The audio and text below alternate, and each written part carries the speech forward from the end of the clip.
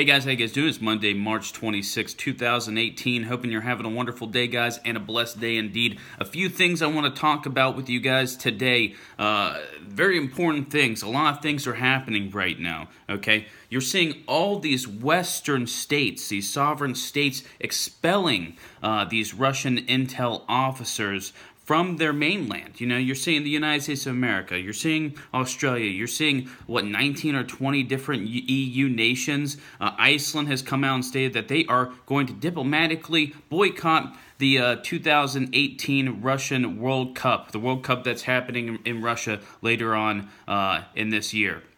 So we're seeing a lot of steps against Russia, honestly. One country you're not seeing. Who is that? Who are we not seeing doing this to Russia? Turkey. Whoa, big, oh my gosh, wow, huge surprise. I know you're thinking, wow, Turkey? No way. Dude, just no way. What are you talking about? I know.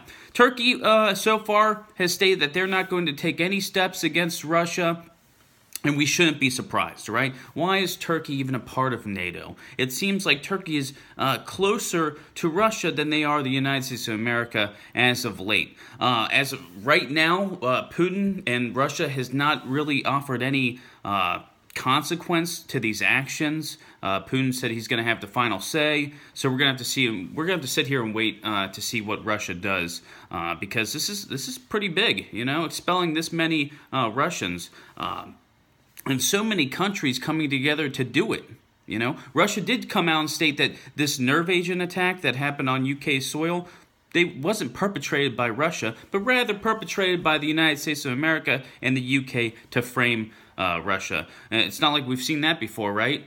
Oh wait, we have. Wow, my gosh. Not saying that's the case. I'm just saying, you know, we never know what's going on in the world behind the scenes, right? Okay, we can offer up our best guesses. We can look at the evidence that's put in front of us. But honestly, behind closed doors, these nations, these powerful people in charge are doing crazy-ass things that we could only imagine. All right, so the best that we can do is keep up with current events, talk about it, form our own opinions, right? Another thing we need to talk about is Kim Jong-un might be in Beijing. We're getting credible reports that Kim Jong-un, first time, all right, during his reign, has left his country, and he's in Beijing currently, all right? Is this good news? Who really knows? North Korea has gone back to its rhetoric, his normal rhetoric, stating that the United States of America and South Korea are not really vying for peace, that their actions aren't going to help a peaceful process, they're not helping inter-Korean relations. So at this point, who can really say if this is good news or if this is bad news? This is something we're going to have to continue to watch, especially as the end of March comes, early April. We're going to see a lot more in the form of drills with South Korea in the United States of America.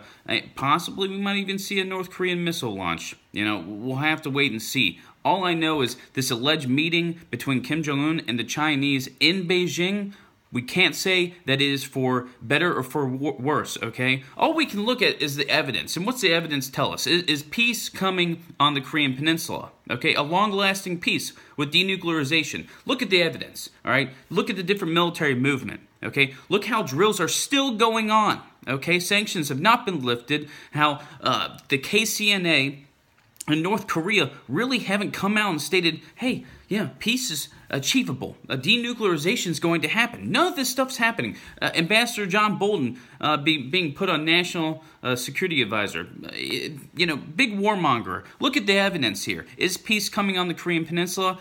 I would have to go with my better judgment and say, I don't think so. Another thing we need to talk about is these alleged photos of U.S. tanks being dropped off and arrived in Jordan. All right.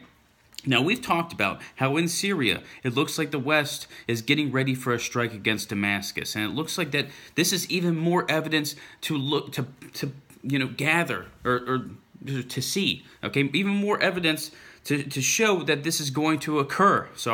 But basically, where we're at currently in the world is lines are being drawn in the sand. All right, you have Russia, you have China, you have Iran, you have Syria, all on one side. Okay, and on the other side, you have the West. All right, you've got Australia, you've got Japan, you've got South Korea. All right, lines are being drawn in the sand at this point. This is stuff we're going to have to continue to watch. All right, especially with the missile launches against Saudi Arabia. Right, how much longer is Saudi Arabia going to stand by? Okay, and this is not me speaking as a pro Saudi Arabian. Like, I'm not here saying Saudi Arabia is on the right of the world. You know, they're doing everything right. You know, they have justification to launch a war against Iran because, you know what? Saudi Arabia does the same thing that Iran does, the same thing that most powerful nations do. They use these smaller factions around the world to push their agenda. Okay, Saudi Arabia does it, Iran does it, the West does it, Russia does it, China does it, everybody does it.